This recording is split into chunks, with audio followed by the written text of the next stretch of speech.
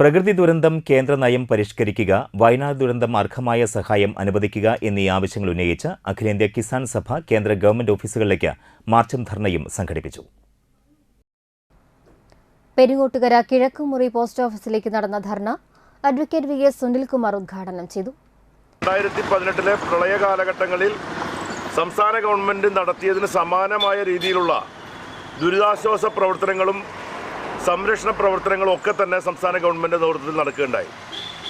എന്നാൽ ഇത്രയും വലിയൊരു ദുരന്തം ഉണ്ടായിട്ട് ഇപ്പോൾ മാസങ്ങൾ പിന്നിട്ടിട്ടും കേന്ദ്ര ഗവൺമെന്റ് അവിടെയുണ്ടായ ദുരന്തത്തിൻ്റെ ആ വലിപ്പം അല്ലെങ്കിൽ അതിൻ്റെ പ്രാധാന്യം കണക്കിലെടുത്തുകൊണ്ട് ഒരു പ്രത്യേകമായൊരു പാക്കേജ് അനുവദിക്കണമെന്ന സംസ്ഥാനത്തിലെ മുഴുവൻ ജനങ്ങളുടെയും കക്ഷി രാഷ്ട്രീയത്തിന് അതീതമായി എല്ലാവരും ആവശ്യപ്പെട്ട കാര്യത്തിൽ ഒരു തീരുമാനമെടുക്കാതെ ഒരു കാരണവശാലും സംസ്ഥാനത്തിലെ ഈ ദുരിതമനുഭവിക്കുന്ന ജനങ്ങളെ സഹായിക്കില്ല എന്ന നിലപാടിലേക്കാണ് കേന്ദ്ര ഗവൺമെന്റ് BJP ഗവൺമെന്റ് വന്നിരിക്കുന്നത്.